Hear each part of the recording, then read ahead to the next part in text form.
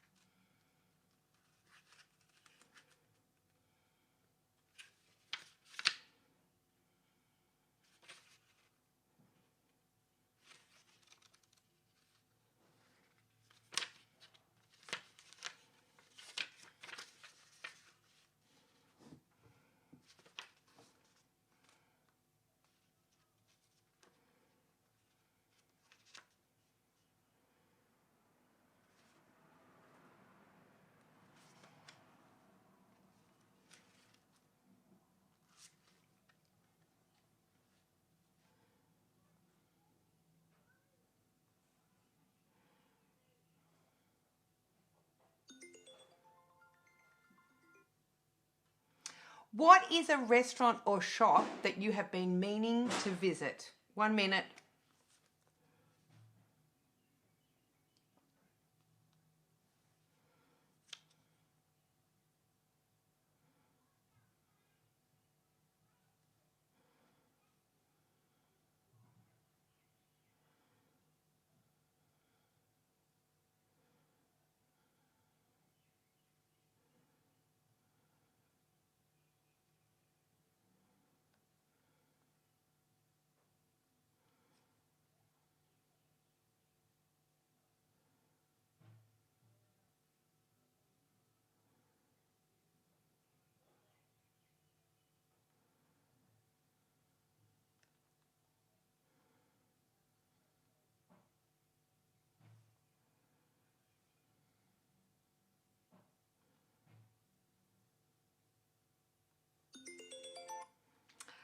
Write down a mistake you are glad to have made in the last 12 months.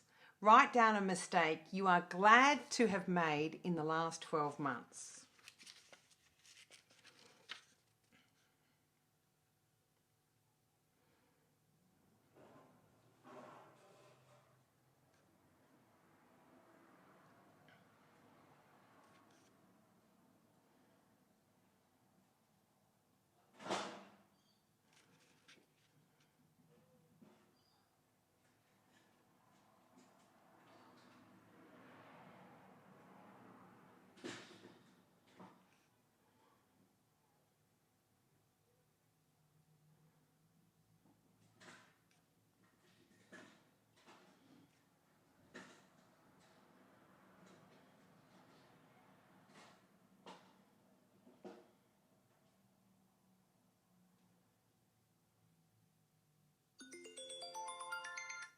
Last one.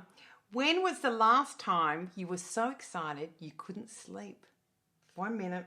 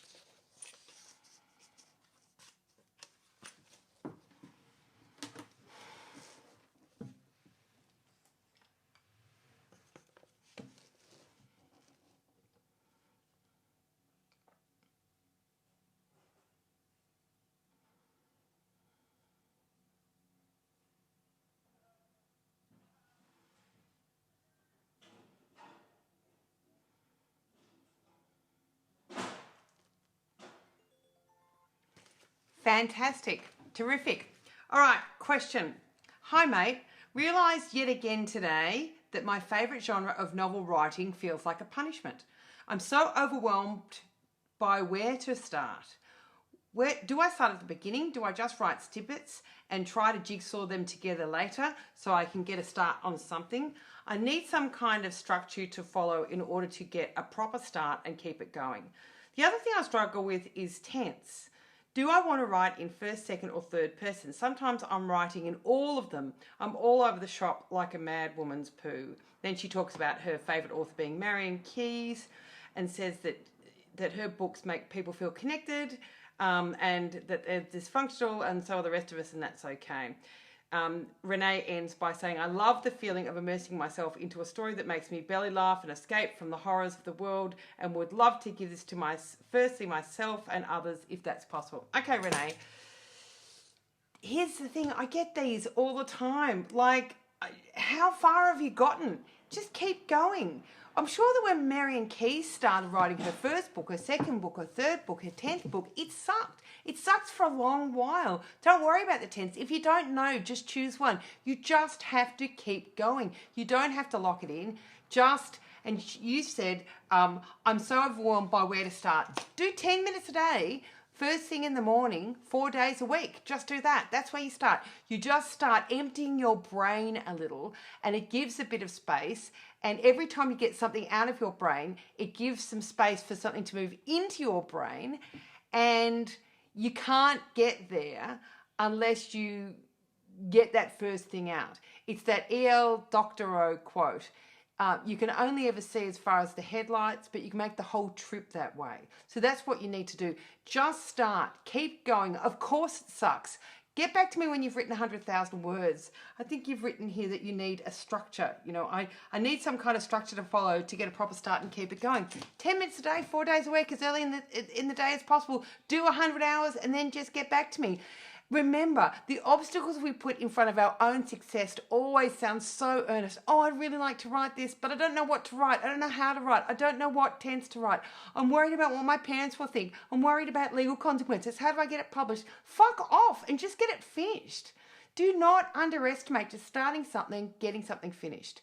That is all art is. Remember, again, Andy Warhol, don't think about art, just get it done. Let everyone else decide if it's good or bad while they are deciding, create even more art. So, Renee, pull your finger out, get over yourself. Your excuses are bullshit. You don't need anything more than what you've got. Just write as far as you can see with the headlights. Next 5 minutes, we're going to be writing about one of my favourite subjects, teeth. Teeth. Teeth. Anything you like. 5 minutes on teeth. Pulling out a tooth, going to the dentist, teeth inside a dog, fish teeth.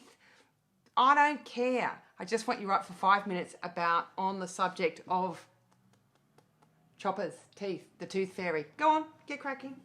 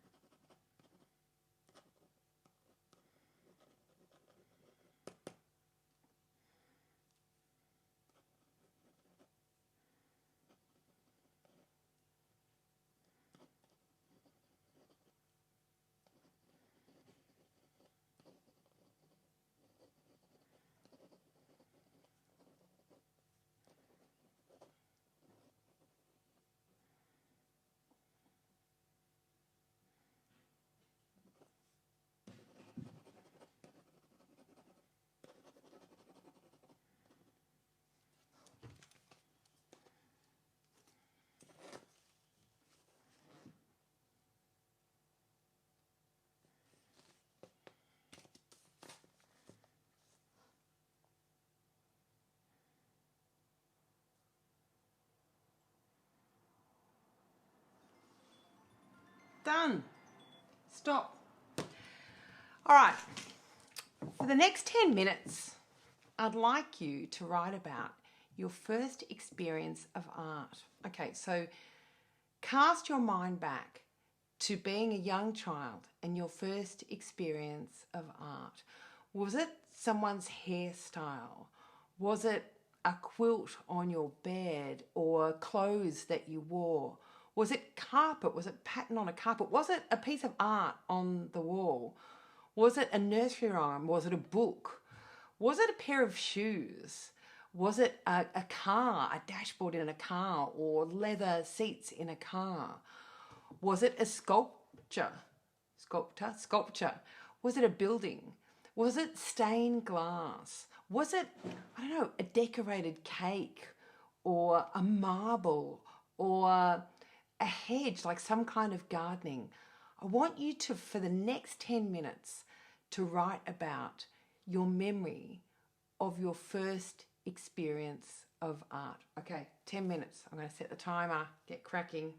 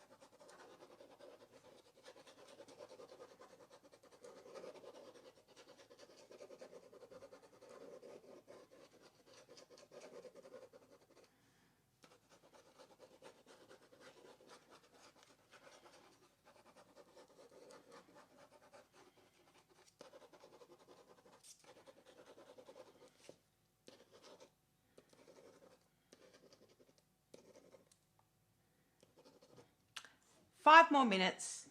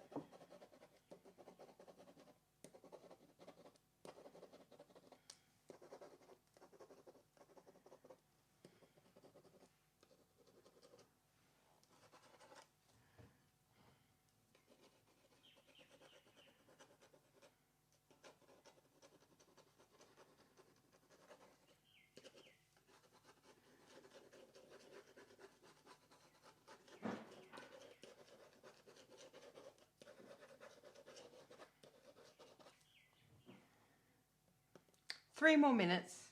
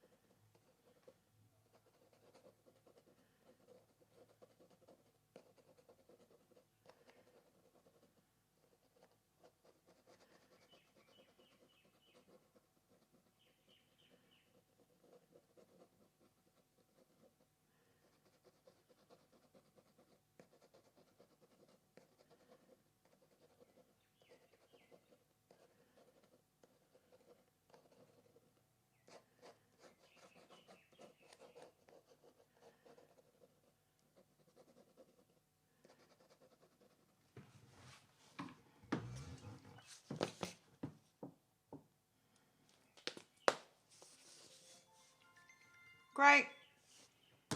Well done. How'd you go with that? I really struggle with that. I mean, I love doing that exercise myself, but I can't work out what my first experience of art was. I think it might have been nursery rhyme, patty cake, baker's man, bake me a cake as fast as you can. I had a dress when I was about 4 that was some terrible synthetic fabric, and it had like a big collar and like a tie, what a guy wears on a suit that was kind of sewn into it.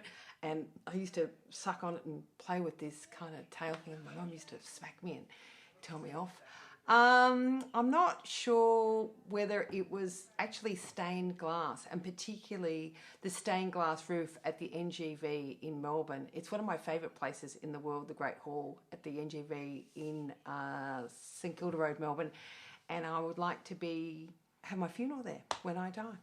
I spent a lot of time working there. I worked as a waiter there. I've done a lot of things, but I worked as a waiter, and I've always told my kids that everything I've needed to know from life, I've learnt from working in hospitality, travel, and living with people. Before we end, a little quick question from Laura. Laura says, I've written a story and it's complete, I think, although I will have another look over it for the dental draft. Now I have left it for a couple of months and got some perspective. My question is, if a story is only 10,000 words long, is there any place for it to be published? Not a novel length, not short story length. Yes, of course. Publish online. Publish your own. Get a website and put it on there. The only way you can ever guarantee being published is doing it yourself. Be a self-sourcing pudding. Yes, I'm sure there are places out there that publish pieces that long.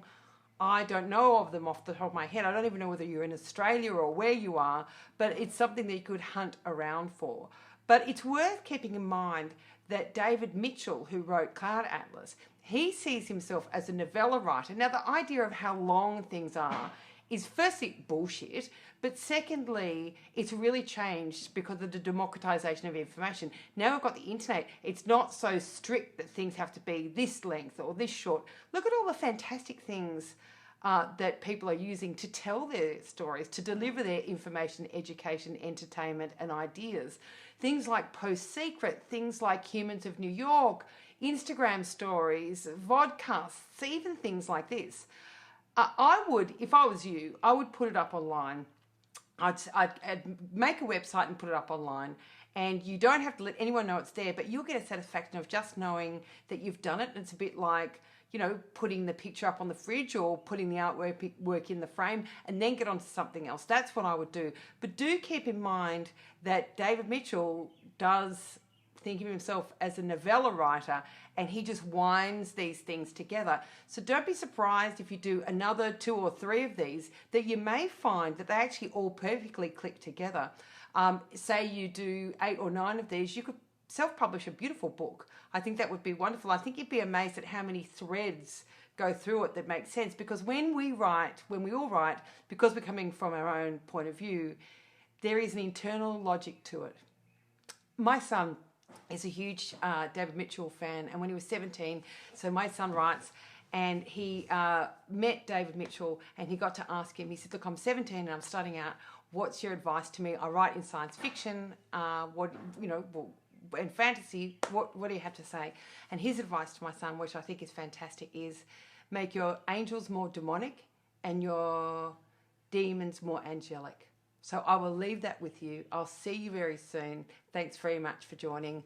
Pull your finger out, get over yourself. Your excuses are bullshit. Shut the fuck up. Don't talk to anyone about your writing. Just write and be a self-sourcing pudding. Bye.